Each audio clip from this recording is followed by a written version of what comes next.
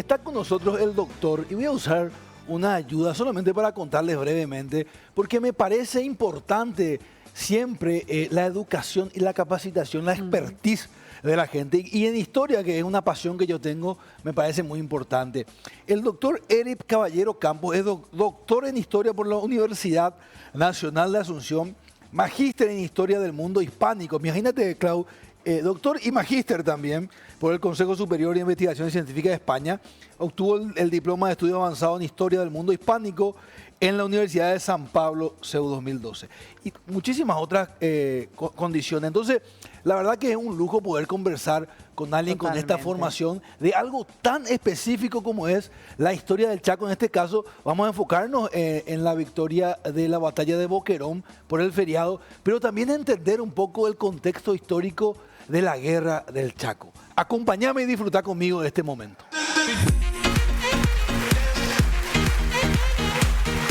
Doctor, muy buenos días. Buen día. ¿Cómo está? Bienvenido. Bien, gracias por la invitación. Doctor Eric, es un gusto realmente, así como comentaba recién, Gracias. poder contar con usted en este día tan importante. Si bien es cierto, hoy es 30, conmemoramos el 29. ¿Por qué le parece que es feriado nacional una batalla? Bueno, lo que ocurre con la batalla de Boquerón tiene una particularidad fundamental. La primera, que fue la primera batalla importante de la guerra del Chaco, la primera batalla masiva.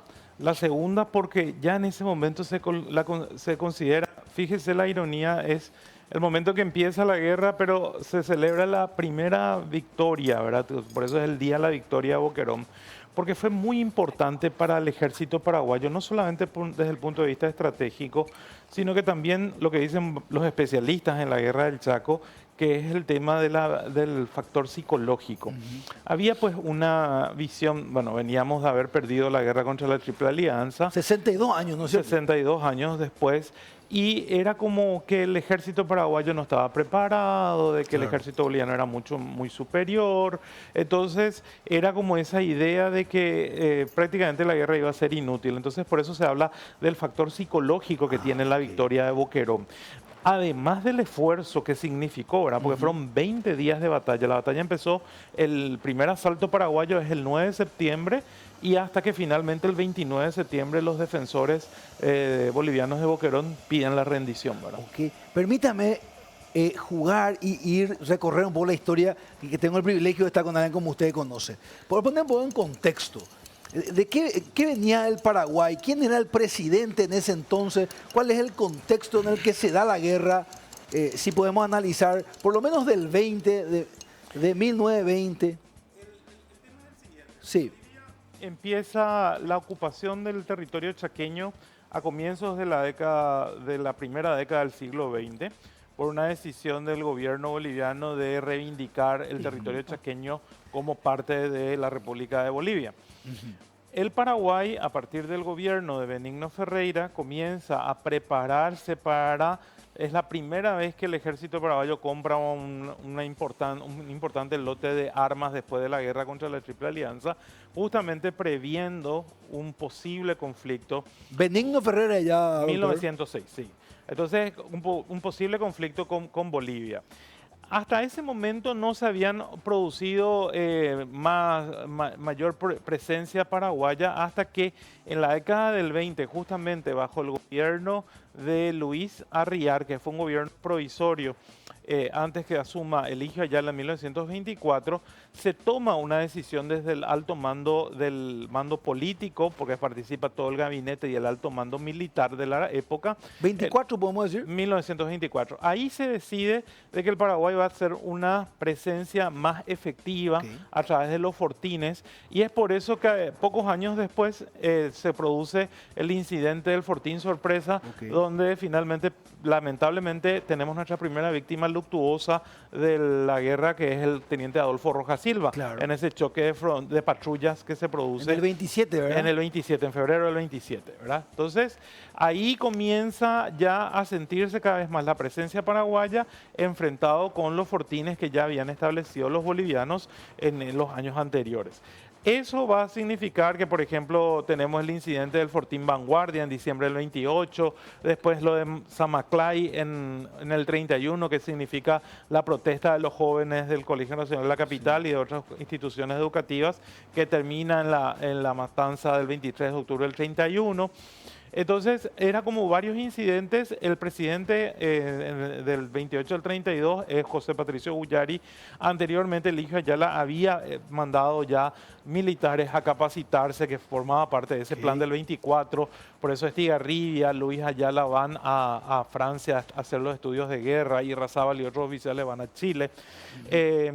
Después tenemos la compra de armamentos, la construcción de los cañoneros. O sea, el Paraguay empezó con los pocos recursos, porque hay que recordar que Paraguay no se endeuda. Paraguay no puede endeudarse porque tiene la deuda de los préstamos después de la guerra de la Triple Alianza que no estaba pagando, entonces o pagaba muy lentamente. Entonces no era un país muy confiable para un préstamo. Entonces Paraguay genera, y esa es ese es el gran mérito de Eligio Ayala, tanto como presidente de la República y después como ministro de Hacienda, de generar la arquitectura financiera para poder juntar los recursos para equipar mínimamente y modernamente al ejército paraguayo. Qué importante poner un poco en contexto. Vamos llegando hacia la fecha, me gustaría cerrar eso y luego hablamos un poquito. Cuando Guyari, en el gobierno de Guyari, la última parte comienza la guerra, estalla, ¿eran los primeros días de Eusebio Ayala? Así mismo, o sea, el 15 de junio de 1932 los bolivianos, las tropas bolivianas ocupan el Fortín Carlos Antonio López, que se acababa de fundar un poco tiempo antes porque se descubrió la laguna Pitiantuta. Hay que recordar que también los ejércitos, el Chaco, el problema del agua fue siempre un problema estratégico y fundamental, ¿verdad? Entonces, los bolivianos capturan el Fortín Carlos Antonio López, el gobierno paraguayo ordena recapturar ese fortín y esa recaptura se hace el 15 de julio de 1932, un mes después, todavía Guyari presidente, ya electo Eusebio Ayala, que va a asumir el 15 de agosto de ese año. Y entonces, como represalia ante la recaptura paraguaya del Fortín Carlos Antonio López, las tropas bolivianas ocupan 3 fortines paraguayos, que justamente formaban un arco defensivo frente a las colonias menonitas que se instalaron justamente unos años antes como parte de la estrategia paraguaya de reivindicar el Chaco como territorio paraguayo. Entonces, caen los fortines Corrales, Toledo y Boquerón. Boquerón era el más estratégico de los tres obviamente después van a ser recapturados, pero Boquerón era el punto central. Entonces es ahí que cuando asume el presidente Ayala, da la orden de que Boquerón tenía que caer, o sea, Boquerón tenía que ser recuperado por las tropas paraguayas y por eso se produce esa gran movilización para ir a recapturar Boquerón. Y aquí es donde empieza la acumulación de tropas en Isla Poí, que era el cuartel general del comando del ejército en el Chaco, y comienza el operativo el 9 de septiembre. Hubo 3 intentos de romper la defensa de Boquerón. Boquerón estaba muy bien pertrechado, hasta hoy un día, si la gente va y visita las trincheras, o sea, toda la infraestructura que crearon los defensores bolivianos, que eran más o menos unos 1.000 a 1.200, que estaban dentro del fortín. Entonces, los primeros asaltos paraguayos fueron muy altos en bajas porque obviamente no se pudo hacer, o sea, veníamos de la guerra clásica, tipo de la Primera Guerra Mundial. Entonces ahí finalmente Estigarribia con sus comandantes deciden cercar Boquerón. Y ahí está la particularidad de la batalla, por eso que dura tanto, porque no solamente era luchar contra los defensores, sino que también luchar contra las tropas bolivianas que estaban intentando romper el cerco y reforzar la guarnición de Boquerón. Entonces, en 2 ocasiones los bolivianos intentan romper el cerco paraguayo y se resiste. O sea, era combatir hacia el fortín y desde fuera del fortín, ¿verdad? Entonces, finalmente, ese cerco funciona y fue por desgaste, porque los defensores que caen pidiendo rendición porque ya no tenían más agua. Claro, eso es muy interesante. Vamos a seguir hurgando, me apasiona muchísimo. Diego Martínez. Doctor, un gusto escucharlo.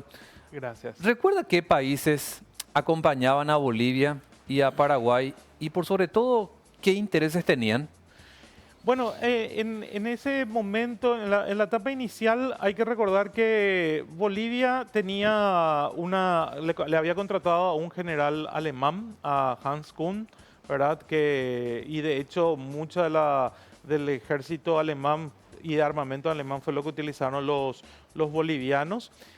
No necesariamente que Alemania les apoyaba, pero es que tomaron esa escuela, ¿verdad? A diferencia de nosotros que, por ejemplo, tuvimos una misión militar francesa.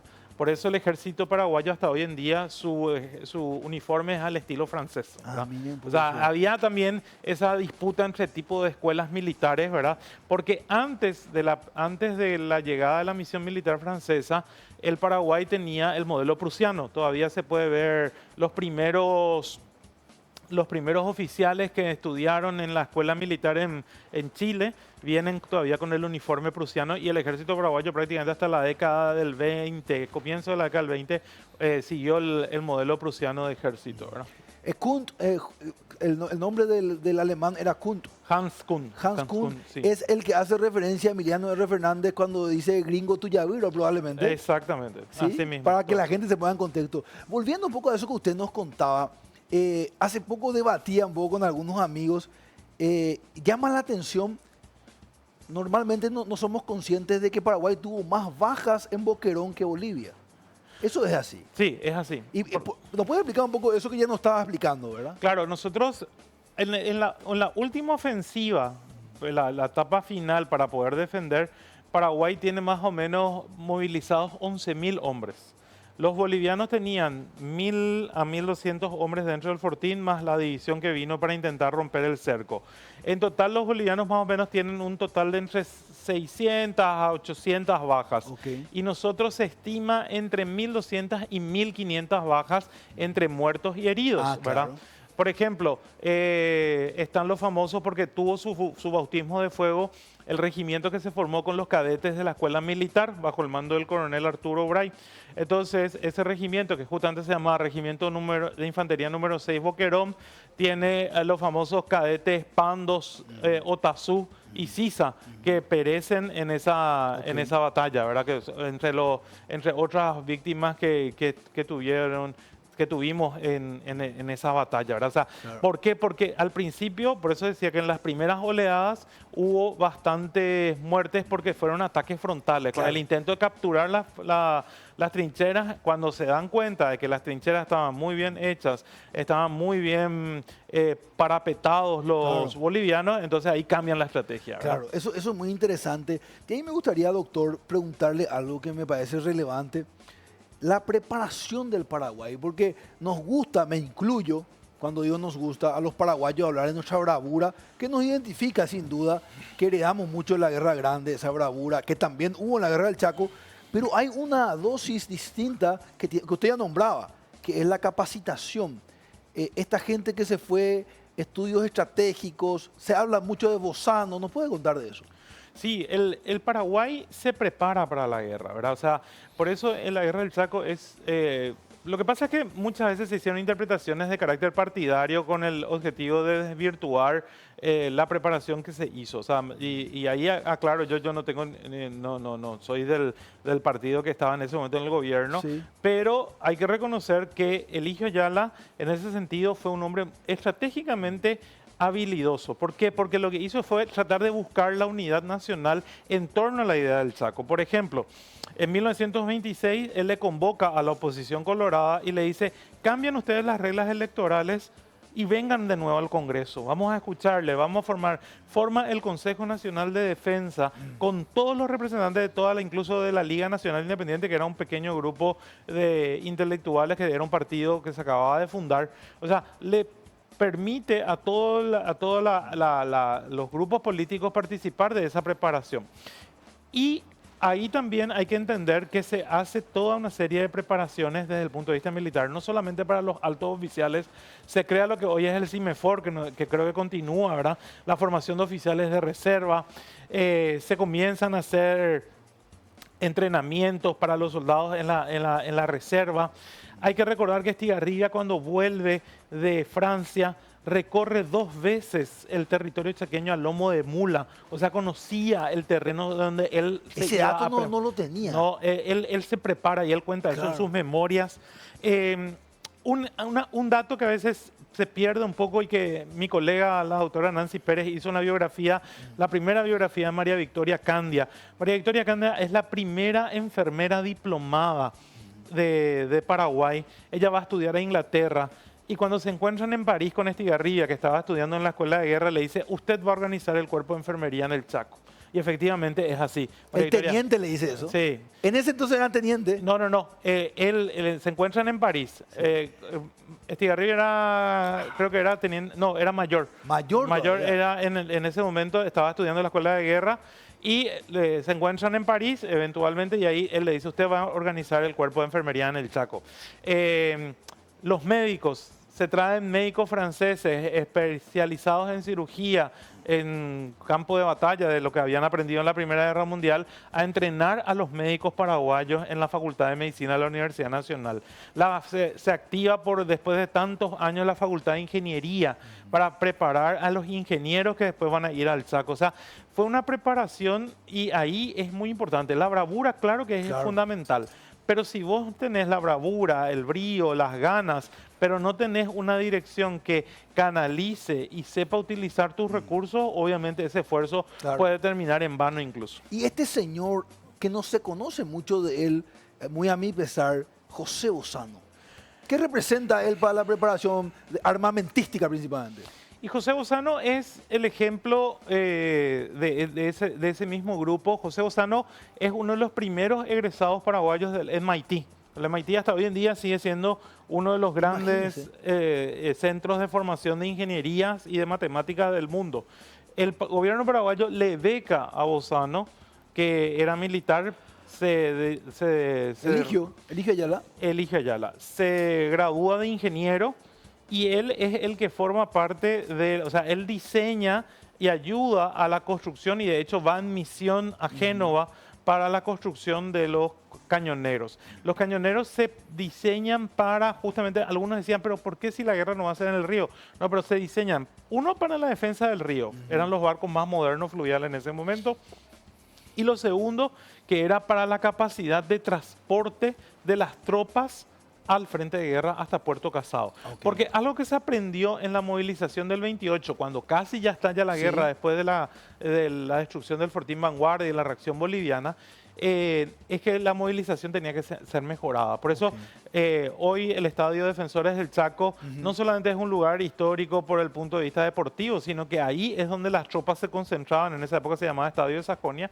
Se concentraban las tropas, bajaban por lo que hoy es la calle Carlos Antonio López, que en esa época se llamaba 15 de mayo, de ahí por la calle Colón hasta el puerto, ahí se embarcaban, iban a Puerto Casado por la línea férrea de la compañía Casado, en tren, hasta el kilómetro 180, 182, y de ahí otra vez una caminata hasta el frente de guerra, ¿verdad? O sea, se preparó todo un tren de logística que en los primeros años funcionó bastante bien, reiterando, con los escasos recursos, porque el gobierno no tenía dinero, ¿verdad? O sea, no podíamos sacar un préstamo, no podíamos pedir ayuda afuera, sino que fueron con los recursos propios del Paraguay, ¿verdad? Me apasiona demasiado este tema. Les quiero hacer algunas preguntas que quizás no todo el mundo tiene ese conocimiento. Y hoy que tengo la oportunidad de estar con el doctor, me gustaría hacerle. Se une el Paraguay, se gana la guerra, 800.000 habitantes aproximadamente en el Paraguay, 3 millones de bolivianos. 2,5 millones, 3 millones, sí, más o menos. O sea, nos triplicaban fácilmente en habitantes. Sí. En combatientes, ¿cuántos combatientes, soldados tuvieron ellos y nosotros? Nosotros creo que llegamos a movilizar a lo largo de toda la guerra más o menos entre 100.000 y 120.000 hombres, ¿verdad?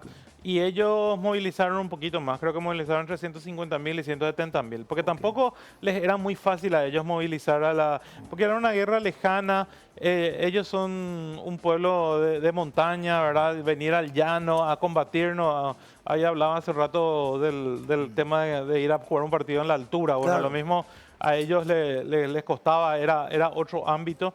Y por sobre todo el tema que va a tener la dificultad el gobierno boliviano era la convicción, a diferencia de los paraguayos, que el gobierno paraguayo sí diseñó una campaña muy habilidosa desde el punto de vista de que como herederos de los que lucharon en la Guerra Grande había que ir a luchar en el Chaco, ¿verdad? Porque también para los paraguayos el Chaco era un territorio inhóspito, desconocido, lejano.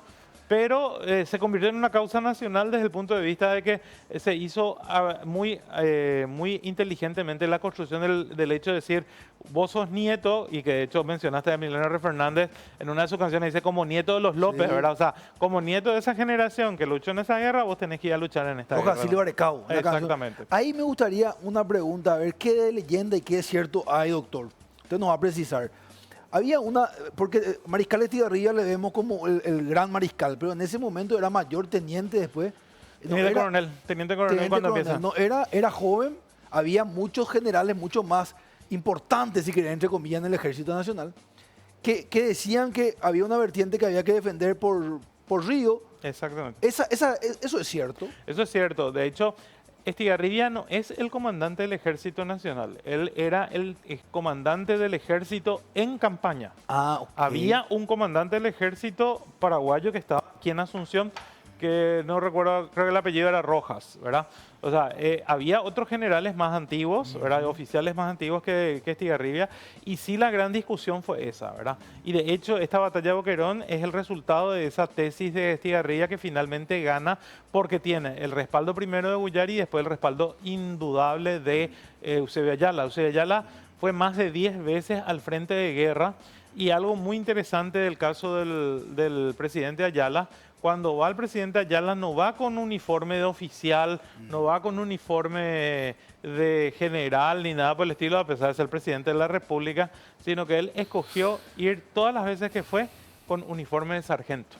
Ah, mire, y ese detalle, Sí. ¿cuál era el mensaje? Y el mensaje era, yo soy Somos uno iguales. más, yo soy uno más de ustedes, Qué ¿verdad? nunca. O sea, esa visión que Sí. tenían ellos de cómo, y de hecho hay varias fotografías de Ayala en el frente de guerra, partiendo con los oficiales, con los soldados, o sea, era muy, muy importante ese respaldo político que Claro. tuvo Estigarribia por parte del presidente, Claro. y eso se notó, ¿verdad? O sea, esa sintonía. Porque a veces después también surgen estos celos, Claro. bueno, claro, allá está ganando demasiado, o sea, que también a veces se manejan en los círculos políticos, ¿verdad? Sí. Pero en este caso... Históricamente siempre hubo. Sí, eso... Y la presencia del coronel Franco en el frente, importante. Franco fue un líder indiscutible, ¿verdad? De hecho, reconocido del momento que, a pesar de la rivalidad, a pesar de que Franco fue acusado de intentar un golpe de Estado para derrocar a Guyari en el 31, Ya lo hizo, Sí. porque en el 36 lo consigue. lo ¿verdad? consigue, ¿verdad? Bueno, Franco no estaba en ese momento, estaba exiliado cuando se hace la revolución ferrerista, pero Franco era un líder nato y muy respetado, y por eso es comandante del segundo cuerpo de ejército. Claro. Pero, o sea, Estigarribia, a pesar de sus diferencias políticas, incluso de visiones con respecto a cómo hacer determinadas acciones, respetaba a Franco, ¿verdad? Y eso se notó en el caso de Campo Vía, ¿verdad? Con la victoria contundente que logra Franco capturando 11.000 prisioneros. Claro. Doctor, yo soy un apasionado por este tema, me encanta, estamos llegando al final y me gustaría cerrar con una pregunta, que es una pregunta obligada, y cuando tenemos un doctor en historia me parece importante. ¿El Paraguay ganó o perdió territorio? Que es una pregunta que está siempre ahí en la teleaudiencia. Y por último, un cierre de cómo tenemos que recordar y qué lecciones traer a presente. Bueno, a ver, en cuanto a si se ganó o se perdió territorio. Lo que ocurre que en las negociaciones del 38, lo que hace el Paraguay es parte del territorio que ellos terminaron ocupando en el 35, se canjea por un territorio lo que sería más o menos donde hubo los incendios hace poco, más al norte del Choboreca, ¿verdad? Entonces, en esa zona se canjea porque los bolivianos reivindicaban, porque esa era la zona que ellos ya habían empezado a hacer prospecciones petrolíferas, unas cuestiones ahí en las negociaciones que muchos consideraron una traición, ¿verdad? Por el hecho de decir que ese territorio costó la sangre y el sudor del soldado paraguayo, entonces no había que negociar, ¿verdad? El argumento del gobierno de Paiva en ese momento fue Bolivia estaba dispuesta a empezar una nueva guerra, firmemos nomás ya, total, vamos a compensar Claro. aquí, ¿verdad? Ahora, eso en cuanto a los detalles finales. Si vemos la posición del ejército, lo que nosotros controlábamos el 15 de agosto, perdón, el 15 de junio de 1932, cuando empiezan Claro. las acciones, Y lo que controlamos el 14 de junio de 1935, nosotros recuperamos 2/3 partes del territorio chaqueño para control del Estado paraguayo hasta hoy en día, ¿verdad? Por lo menos en términos de Es los lo que papeles. tenemos que saber. Sí, ahora, desde el punto de vista de las lecciones que dejan la guerra, y primero, que todas las guerras causan dolor, ¿verdad? Y que las guerras, y el Paraguay de hecho ya constitucionalmente ha renunciado a las guerras, ¿verdad? Y estamos viendo, gracias a ustedes, a través de los medios de comunicación, lo que está ocurriendo en el Medio Oriente, lo que ocurre entre Ucrania y Rusia. Y el dolor de la guerra es indescriptible, ¿verdad? Y causa y afecta la vida de todas las personas. Y la gran lección que nos dejaron nuestros antepasados en cuanto a la guerra del Chaco es que siempre hay que priorizar las causas nacionales, más allá de las banderías políticas y más allá de los intereses sectarios, ¿verdad? Entonces, esa fue la gran lección que nos dejó el Chaco. Doctor Eric, un placer. Muchas gracias. Gracias. Doctor Erwin Caballero, un privilegio.